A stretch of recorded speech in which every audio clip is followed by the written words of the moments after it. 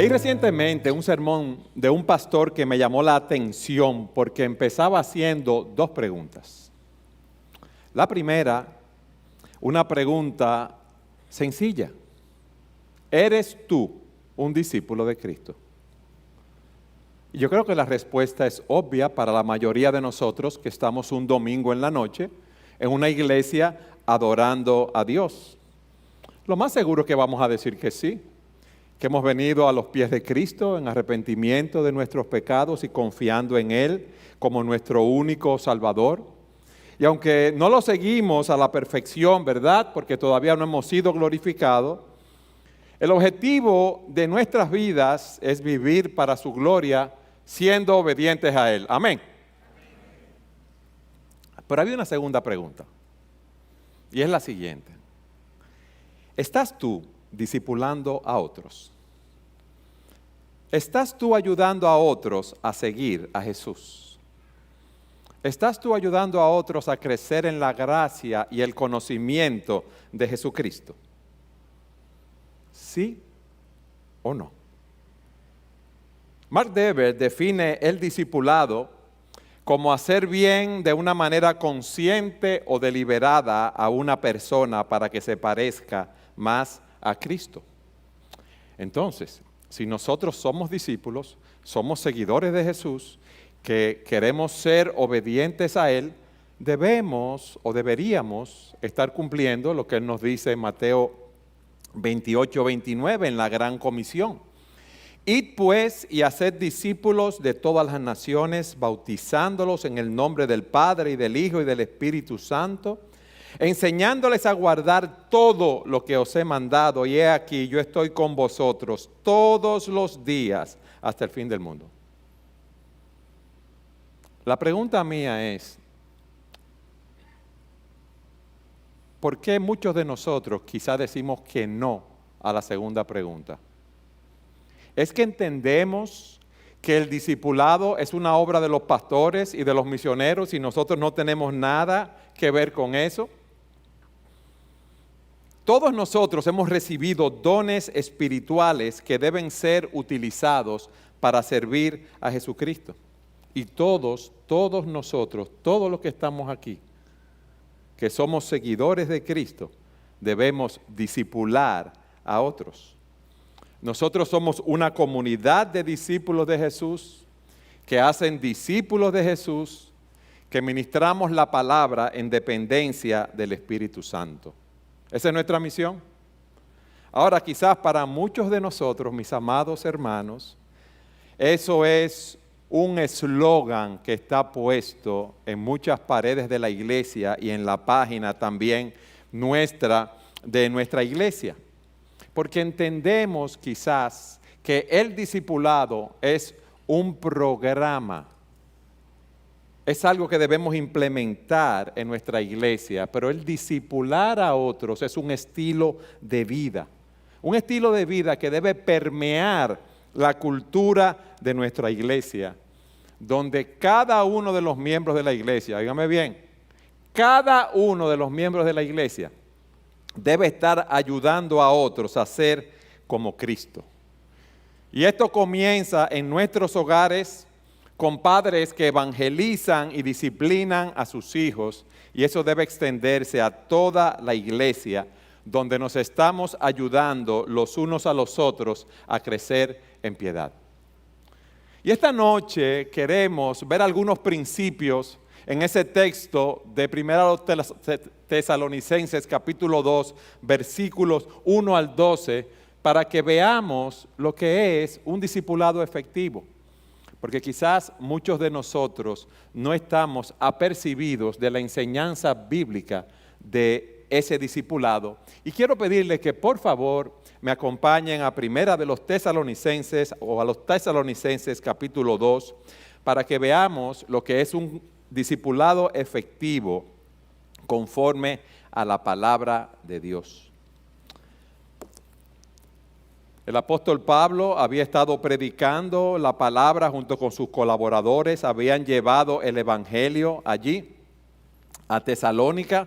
Allí se había fundado una iglesia, hubo conversiones, Pero en este capítulo 12 nos enseña cómo esa iglesia fue nutrida por ese pastorado de Pablo y del equipo que estaba con él, lo cual ayudó a la iglesia a crecer firmes en la fe.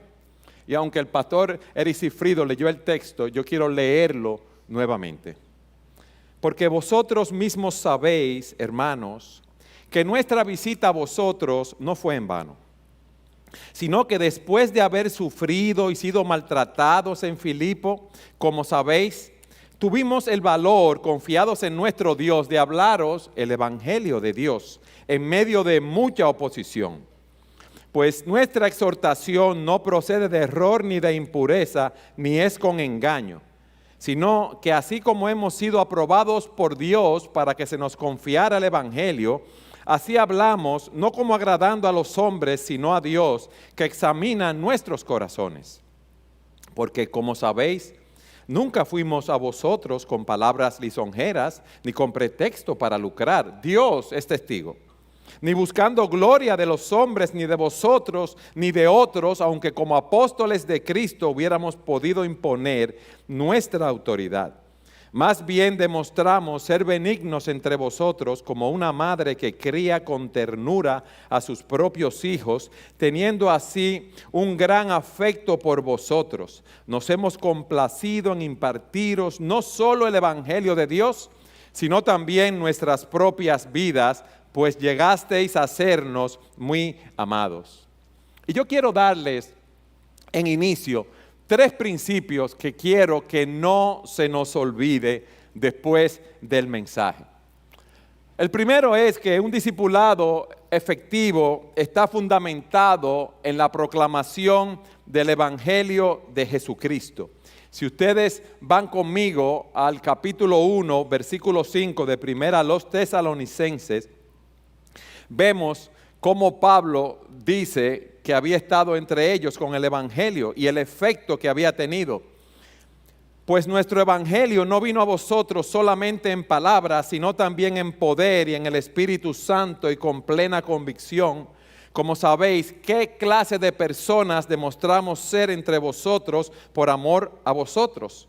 Y vosotros vinisteis a ser imitadores de nosotros y del Señor, habiendo recibido que la palabra en medio de mucha tribulación, con el gozo del Espíritu Santo, de manera que llegasteis a ser un ejemplo para todos los creyentes en Macedonia y en Acaya, porque saliendo de vosotros la palabra del Señor ha resonado, no solo en Macedonia y Acaya, sino que también por todas partes vuestra fe en Dios se ha divulgado, de modo que nosotros no tenemos necesidad de hablar nada, pues ellos mismos cuentan acerca de nosotros, de la acogida que tuvimos de parte de vosotros y cómo os convertisteis de los ídolos a Dios para servir al Dios vivo y verdadero y esperar de los cielos a su Hijo, al cual resucitó de entre los muertos, es decir, a Jesús, quien nos libra de la ira venidera. Un discipulado efectivo se fundamenta en la proclamación del mensaje del Evangelio de Dios. Y aquí en el capítulo 2, en el versículo 2, se nos dice, sino que después de haber sufrido y sido maltratados en Filipos, como sabéis, tuvimos el valor, confiados en nuestro Dios, ¿de qué? De hablaros el Evangelio de Dios en medio de mucha oposición. En los versículos 4, 8 y 9 también se nos habla de cómo Pablo les ministró el Evangelio.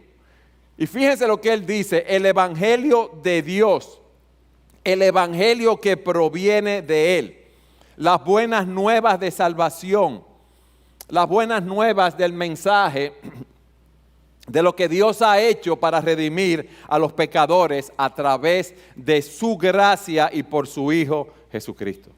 Entonces, si nosotros queremos ser discipuladores efectivos, lo primero que tenemos que estar es fundamentados en el Evangelio, en ese mensaje que también vemos en 1 Corintios capítulo 15, versículo 1 al 4, como dice Pablo. Ahora os hago saber, hermanos, el evangelio que os prediqué, el cual también recibisteis, en el cual también estáis firmes, por el cual también sois salvos si retenéis la palabra que os prediqué, a no ser que hayáis creído en vano. Porque yo os entregué en primer lugar lo mismo que recibí, que Cristo murió por nuestros pecados conforme a las Escrituras, que fue sepultado y que resucitó al tercer día conforme a las Escrituras. Ese evangelio que nos dice que somos salvos del juicio de Dios solamente por gracia, por medio de la fe en Cristo. Ese es un fundamento vital en nuestro proceso de discipulado. La buena noticia para todos los pecadores de que Dios promete perdonar todos nuestros pecados, todos los pecados de aquellos que se arrepienten de los pecados, de sus pecados y confían en Cristo para salvación. No podemos fundamentarnos en ningún otro principio, ninguna otra zapata. Pablo le predicó ese evangelio a los tesalonicenses. Ellos se volvieron de sus ídolos a Dios y estaban esperando el regreso de Jesucristo. Y eso había sido un testimonio para todas las personas alrededor. Lo segundo es que la motivación que debemos tener para un discipulado efectivo es amor por las personas. Y Pablo lo ilustra aquí como el amor de una madre por sus hijos. Yo quiero que ustedes vayan conmigo a los versículos 7 y 8. Versículos 7 y 8 del capítulo 2. ¿Qué dice Pablo? Más bien demostramos ser benignos entre vosotros, como una madre que cría con ternura a sus hijos. Teniendo así un gran afecto por vosotros, nos hemos complacido en impartiros no solo el evangelio de Dios, sino también, ¿qué más? Nuestras vidas. Pues llegasteis a sernos muy amados. Pablo nos está presentando aquí la imagen de una madre que cuando está lactando sostiene a su bebé con ternura a su lado, protegiendo a ese bebé de todo daño. Mis hermanos, los que tenemos hijos sabemos lo delicado que es criar un bebé. Es una bendición de Dios tener su bebé, tener sus hijos, pero también hay inconvenientes. Te despiertan a medianoche gritando porque tienen hambre, porque no se sienten bien, porque ya durmieron lo suficiente y no tienen con quién jugar y quieren que tú le hagas caso, ensucian los pañales, te vomitan. Ellos requieren mucha atención, mucho tiempo, mucha energía, y Pablo dice que ellos con sacrificio, o él con sacrificio los había cuidado, que él había tenido paciencia con ellos. Mis hermanos, un discipulado efectivo no está basado solamente en el evangelio, sino que nuestra motivación, óyeme bien, debe ser nuestro amor por las personas. Debemos estar dispuestos a tener el amor de madres y estar dispuestos a dar nuestras vidas por ellos. Nosotros no somos unos técnicos, nosotros no somos unos profesionales. Nosotros somos creyentes, somos hermanos que estamos trabajando con otros hermanos. Y nosotros tenemos que trabajar en desarrollar ese amor en nuestras vidas.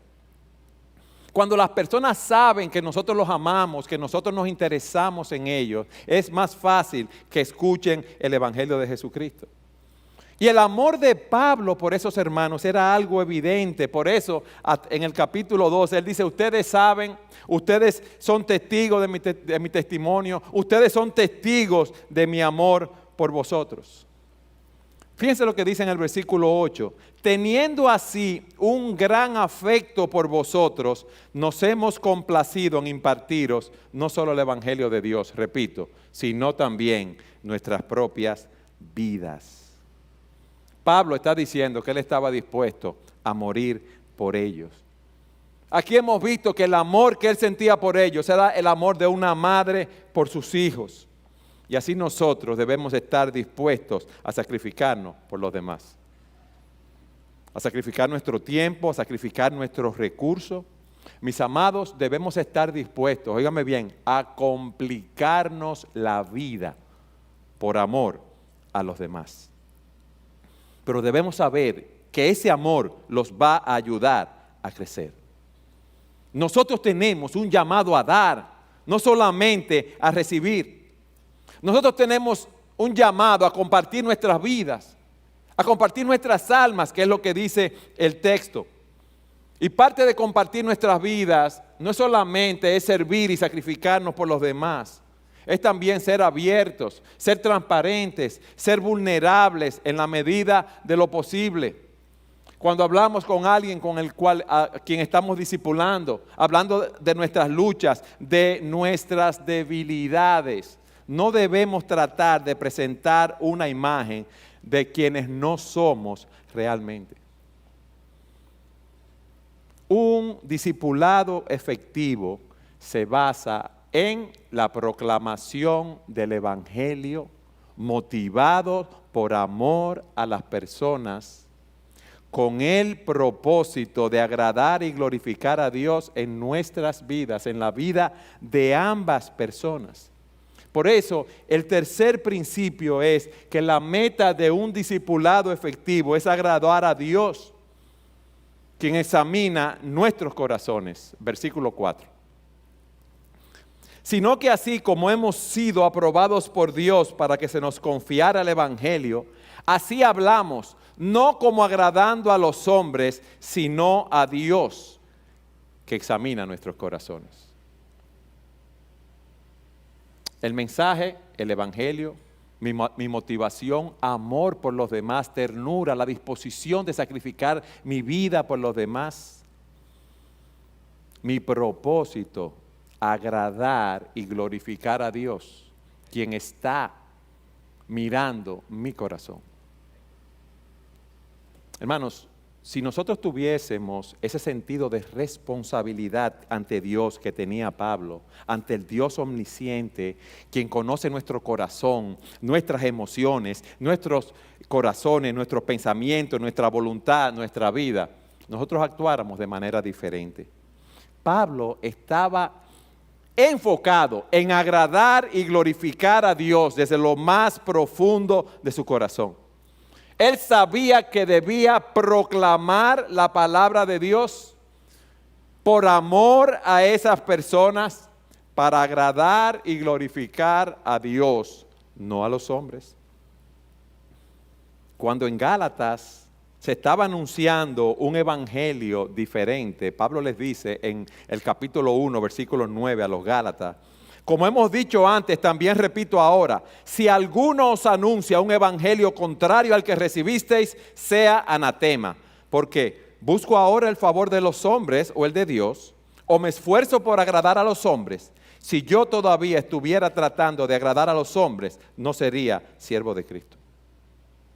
Y en el versículo 6, él dice: yo no estaba buscando gloria de hombres, ni de vosotros, ni de otros, aunque como apóstoles de Cristo hubiéramos podido imponer nuestra autoridad. ¿Eso es lo que Pablo estaba buscando?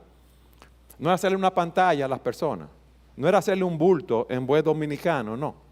Él quería agradar a Dios. Él no quería que dijeran: wow, qué gran discipulador es Pablo, qué gran predicador, cuánta ternura tiene, cuánto amor, y lo estuvieran alabando a él. El texto nos da la idea de que él no acostumbraba a estar buscando elogios, recompensas, reconocimiento y prestigio, ni de los tesalonicenses, ni de nadie más, mis hermanos. Nosotros hacemos lo que hacemos para la gloria de Dios. La única gloria que Pablo estaba buscando era la gloria eterna. Él no estaba, como veremos más adelante, en el ministerio por ambiciones personales. Dios lo había llamado, Dios lo había preparado y lo había ubicado allí, y él estaba haciendo lo que Dios le mandó a hacer, no buscando elogios humanos. Su motivación: servir al Dios Todopoderoso, servir al Dios Omnisciente.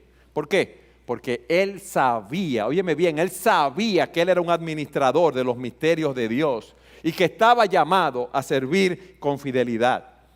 Por eso en 1 Corintios 4, él dice que todo hombre nos considere de esta manera, como superestrella, como superhéroe, como el super Pablo, no, como servidores de Cristo y administradores de los misterios de Dios.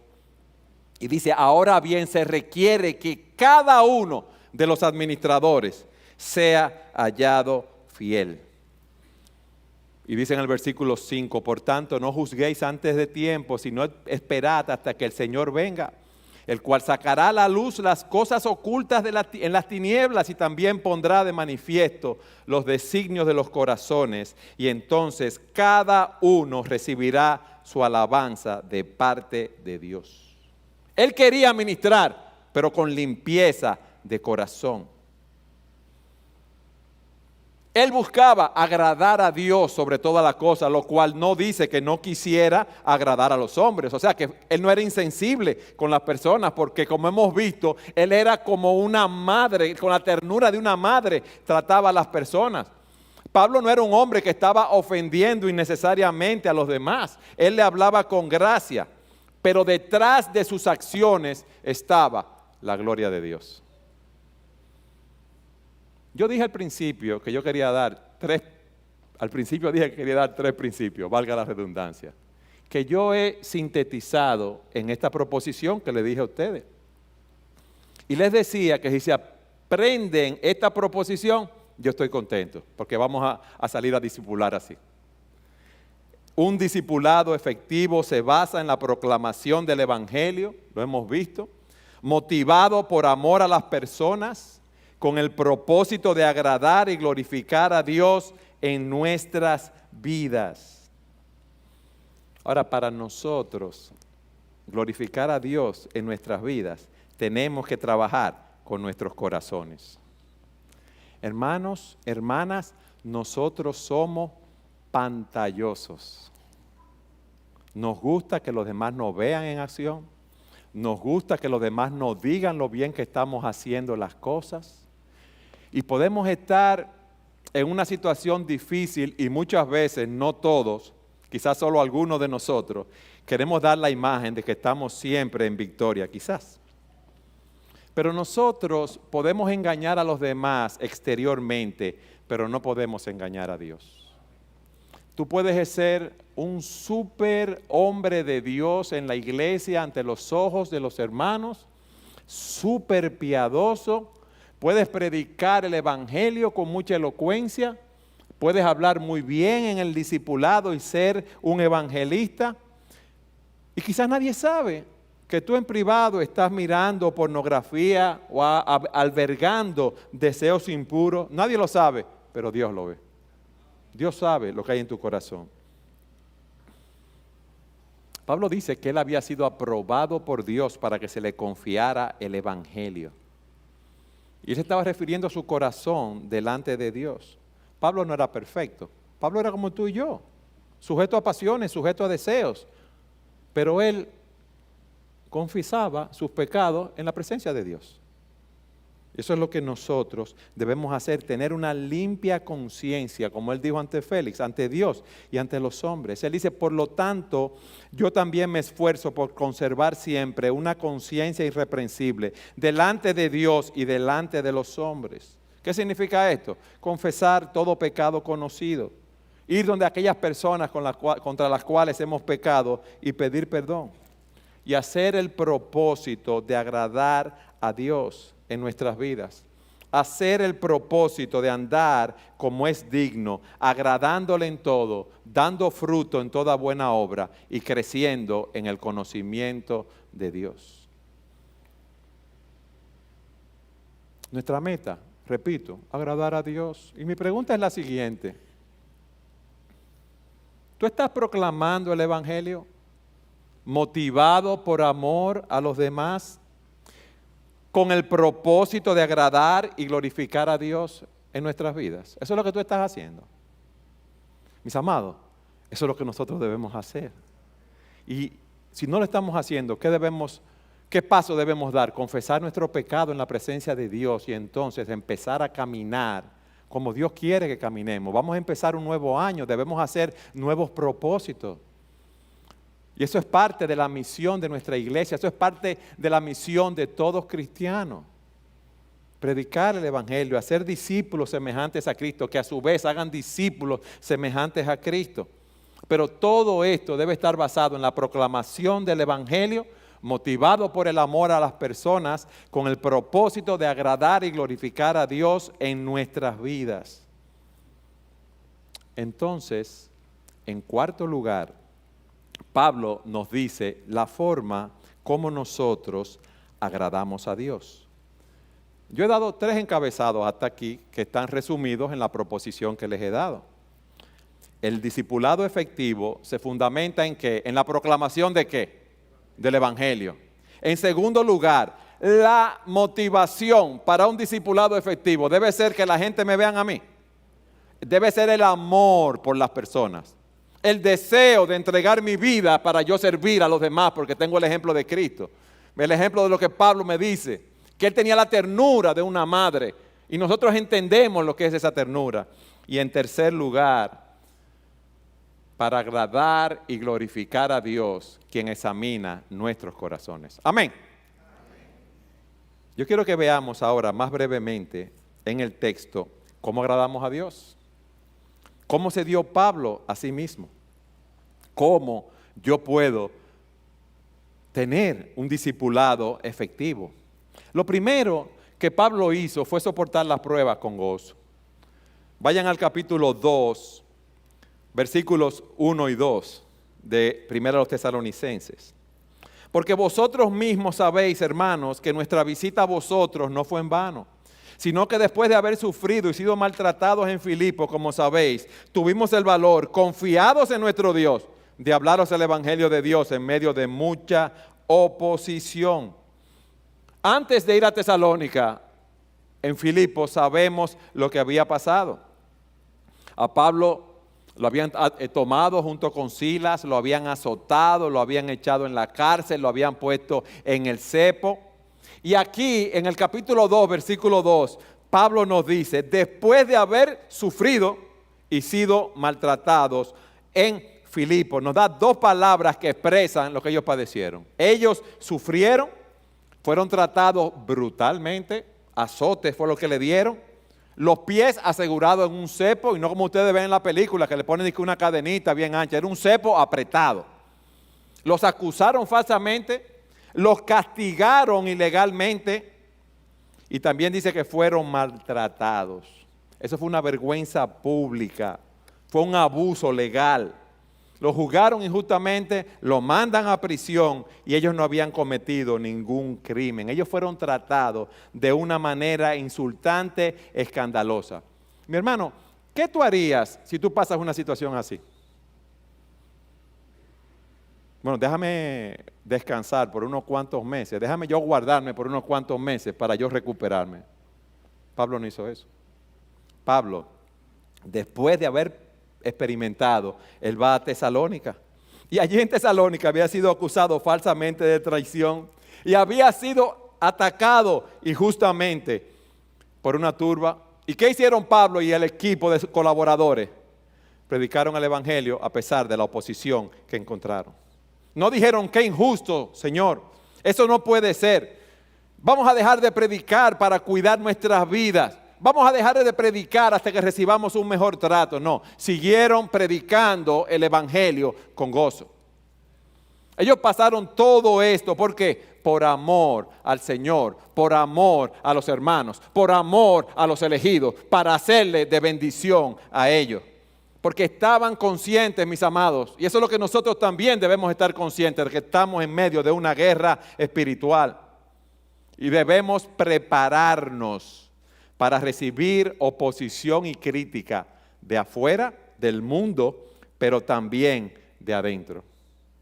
Ustedes saben que muchas veces uno recibe más oposición de adentro que de afuera, porque el que está afuera no le importa lo que pasa en la iglesia. A veces uno recibe más oposición de los hermanos. Y debemos estar conscientes de esto. Hay hermanos que son muy sensibles. Hay hermanos que se ofenden muy fácilmente. Hay hermanos que no se juntan con todo el mundo. Hay hermanos que no, dicen, no, fulano, no, soy un murmurador, o ella es muy chismosa, o es muy conflictiva. Yo no la voy a discipular, yo no voy a estar junto con esa persona en un discipulado personal, ni en un grupo pequeño. Pero Dios no te puso en este cuerpo por casualidad. La casualidad, la chepa, no existe para Dios. Dios te puso aquí para que tú hicieras la obra para la cual Él te encomendó conforme a los dones que te dio. Para que proclamaras el Evangelio por amor a los hermanos, para la gloria de Dios. Ay, a mí no me gusta el hermano tal o el grupo tal, porque yo no tengo amigos míos ahí. No me gusta su forma de ser. Ahí hay hermanos que yo no conozco y no, yo no voy a estar en ese grupo, pero nosotros estamos unidos espiritualmente. Esto no es un club social, mis hermanos.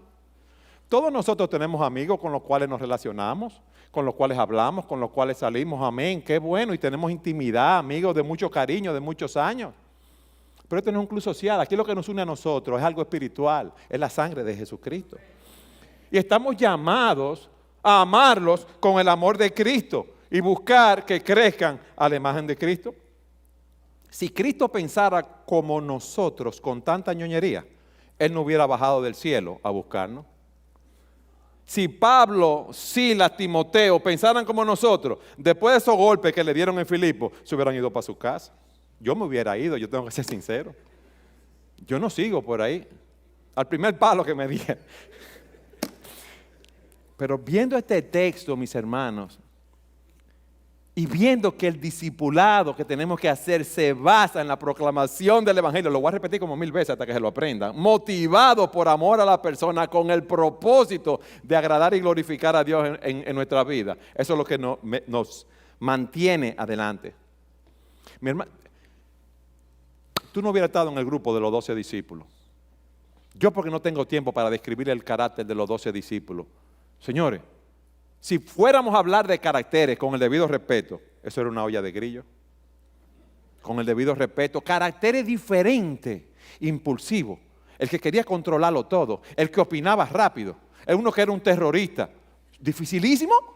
Tú te hubieras salido. Tú vas a ser discípulo mío y vas a estar con los otros 11. No, yo me voy, Señor, déjame. Eso es lo que tú hubieras hecho. Pablo sale de Filipo, caballo, bote, carretera, peligro, llegan a Tesalónica. Y tú no puedes ir a Villamella a predicarle a un hermano, ni puedes estar en un grupo pequeño. Mira toda la distancia que corrió Pablo. No, yo no puedo estar en el grupo pequeño, ni puedo discipularte a ti, porque yo a las 6 de la mañana es que hago ejercicio, y no está malo hacer ejercicio. Pero tú debes poner las cosas en la justa balanza. Hay actividades sociales, laborales que no podemos evitar, pero hay muchas actividades sociales, deportivas, laborales, que no son prioritarias. Tú estás amando a los hermanos. Tú quieres sacrificar tu vida. Tú quieres buscar la gloria de Dios. Eso fue lo que ellos hicieron. Yo no te digo que esté mal lo que tú estás haciendo. Lo que te digo es que yo te exhorto en amor a que analices tus motivaciones y metas para ver si hay algo que debas dejar de cumplir para cumplir, o algo que debas dejar de hacer para cumplir con el mandato de hacer discípulos semejantes a Cristo. ¿Qué estamos viendo nosotros? Bueno, la forma de llevar a cabo ese discipulado que glorifica a Dios. Lo primero, soporta la prueba con gozo. En segundo lugar, predica, enseña la sana doctrina. Miren lo que dice Pablo en el versículo 3. Pues nuestra exhortación no procede de error ni de impureza, ni es con engaño. Yo le estoy rogando, yo le estoy exhortando. Mi mensaje es verdadero. Yo le estoy predicando a ustedes la verdad de Dios, el Evangelio. Mi mensaje es verdadero. Mi enseñanza no es falsa. Mi vida no es falsa. Mi ministerio no es falso. Yo estoy predicando la sana doctrina. Yo estoy predicando la doctrina que conduce a la salud espiritual. Yo no estoy alterando, yo no estoy cambiando la verdad de Dios. Eso es lo que nosotros debemos predicar, mis amados. Y cuando lo prediquemos es como dice un autor, espera que venga fuego antiaéreo porque el maligno no va a estar tranquilo. ¿Ustedes creen que el maligno está tranquilo porque aquí se está predicando la palabra de Dios en este púlpito? ¿O porque en los grupos de discipulado? ¿O porque tú estás estudiando un evangelio con alguno de los hermanos que tú estás discipulando? El maligno no está tranquilo. Pablo exhorta a Timoteo, a Tito, a que prediquen la palabra, que reprendan, que exhorten a tiempo y fuera de tiempo, porque dice, porque vendrá el tiempo cuando no soportarán la sana doctrina. Ellos van a querer palabras que le hagan cosquillas en el oído. Van a acumular maestros de acuerdo con sus propios deseos. Van a apartar sus oídos de la verdad. Se van a desviar por mito. Y él le dice, pero tú sé sobrio en todas las cosas. Soporta la dureza, haz el trabajo de un evangelista. Cumple tu ministerio. Soporta la prueba con gozo. Enseña, predica la palabra. En tercer lugar, ahí mismo en el versículo 3, fíjense que él dice, pues nuestra exhortación no procede de error, ni de impureza. Cuida tu integridad moral. Pablo no solamente estaba comprometido, como hablamos, con predicar la verdad. Él estaba comprometido con vivir esa verdad. Y por eso él dice, ese mensaje, mi vida, no está fundamentada en la impureza. En el tiempo de Pablo había muchas religiones de misterio, muchas sectas, muchas perversiones sexuales. Los seguidores de esos cultos tenían contactos sexuales, relaciones con prostitutas en los templos. Y ellos decían que esas relaciones los acercaban más a Dios, decían ellos, esos falsos maestros. Y esos enemigos de Pablo lo estaban acusando de esas impurezas. Como te van a acusar a ti de muchas cosas, como me van a acusar a mí. Ellos decían o pensaban que Pablo era como ellos, o querían desacreditarlo, que él estaba buscando personas que se convirtieran para encontrar favores sexuales. Y él dice, mira, mi exhortación no procede de impureza, ni motivos ocultos impuros. Yo estoy hablando la verdad de Dios. Yo estoy tratando de vivir una vida de pureza. Para nosotros ser discipuladores efectivos, debemos ser moralmente puros. Recuerden, no es perfecto. Personas que cuando pecan, confiesan su pecado a Dios y a las personas contra las cuales pecaron. Son personas que se alimentan de la palabra. Son personas que cuidan su corazón, que cuidan su mente, que cuidan sus emociones, que quieren llenarse de la palabra para que el Espíritu la aplique en su vida. Soporta las pruebas con gozo, predica la sana doctrina, cuida tu integridad moral, la impureza, cuídate de todo engaño y manipulación. Fíjese lo que dice en el texto. Pues nuestra exhortación no procede de error, ni de impureza, ni es con engaño. Engaño. Yo no estoy poniéndole un anzuelo con una carnada para que tú caigas. Yo no estoy poniendo un gusano en el anzuelo para que parezca apetitoso, para que el pescado venga, como dice un autor, pensando que se va a comer un gusano, una comida apetitosa, y resulta que ese pescado se convierte en la comida. Una persona engañosa, óigame bien, le dice a los hombres lo que ellos quieren escuchar para quedar bien con las personas. Ven algo mal en ellos y no se lo dicen. Nosotros, si vemos algo mal en las personas, con nuestra palabra con gracia, sazonada con sal, en el momento oportuno, debemos hablarlo con el hermano. Pero no podemos dejarlo en el pecado, no podemos dejarlo en el error. Nosotros no podemos esquivar las verdades, esas duras verdades de la Escritura. Se van a asustar que se van a ir. Bueno, eso es lo que Dios dice, así dice el Señor. Y con gracia te lo voy a decir, pero así dice el Señor. Yo no voy a jugar con la palabra de Dios. Por eso dice, no fuimos a ustedes con engaño, poniéndole una carnada, un anzuelo. En el versículo 5, miren lo que dice. Ni con palabras lisonjeras. Dice, porque como sabéis, ustedes lo saben. Yo no lo estoy haciendo bulto en buen dominicano, yo no le estoy haciendo coro, yo no lo estoy allantando, yo no lo estoy brincando así, no. Palabras lisonjeras, no. Ni con pretexto para lucrar. Dios es testigo. Yo no quiero decirle lo que no es para ganar su favor. Yo no quiero decirle lo que no es para controlarlo. Yo no quiero complacerte a ti para yo obtener una ventaja. Yo no quiero manipular. Yo no quiero eso. Eso es lo que él está diciendo aquí.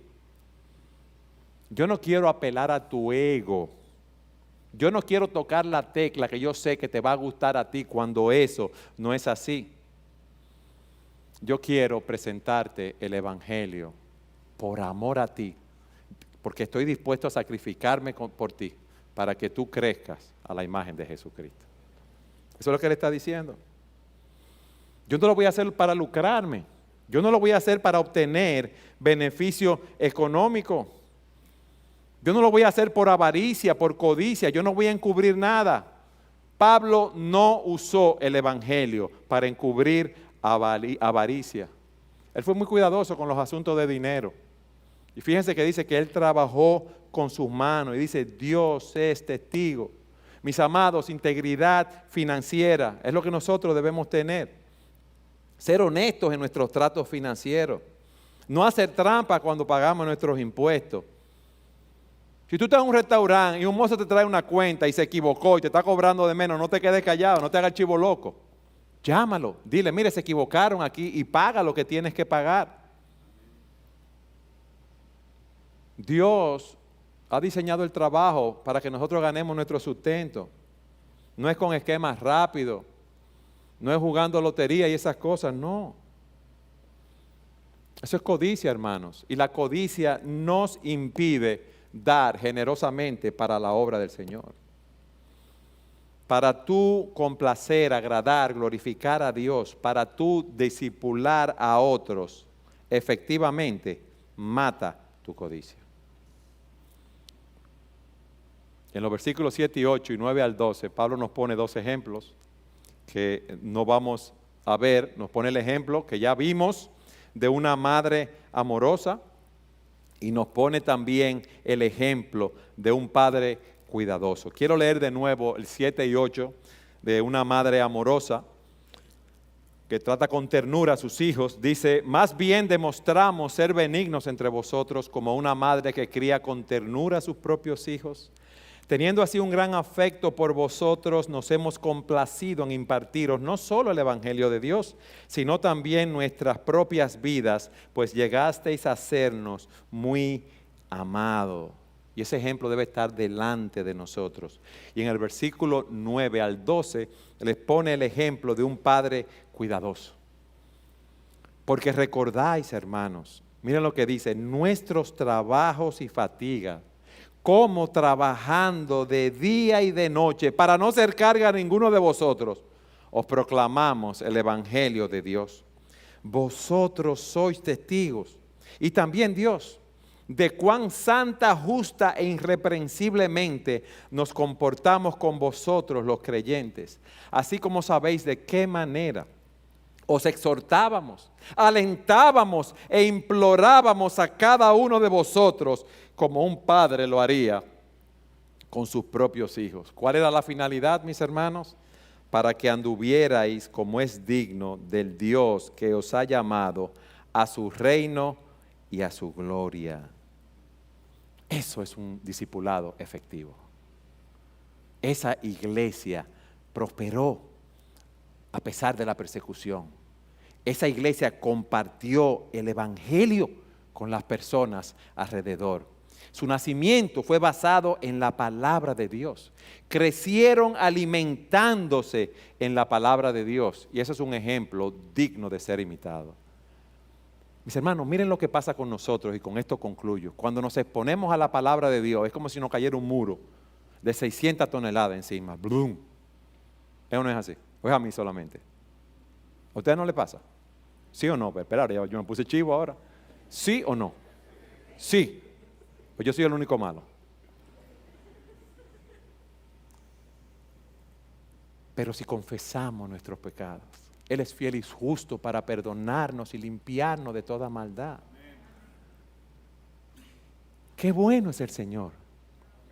Si encubrimos nuestro pecado no vamos a prosperar, pero si lo confesamos y nos apartamos, alcanzaremos misericordia, mis hermanos. ¿Qué debemos hacer?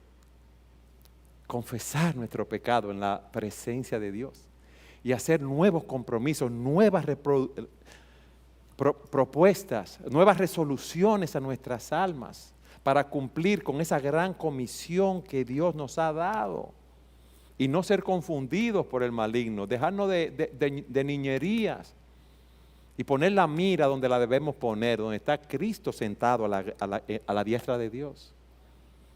Y no quiero que se le olvide que el discipulado efectivo, a la luz de este texto que hemos visto, se basa en la proclamación del Evangelio, motivado por amor a las personas con el propósito de agradar y glorificar a Dios en nuestras vidas. Mis hermanos, que ese sea nuestro propósito para este nuevo año. Amén.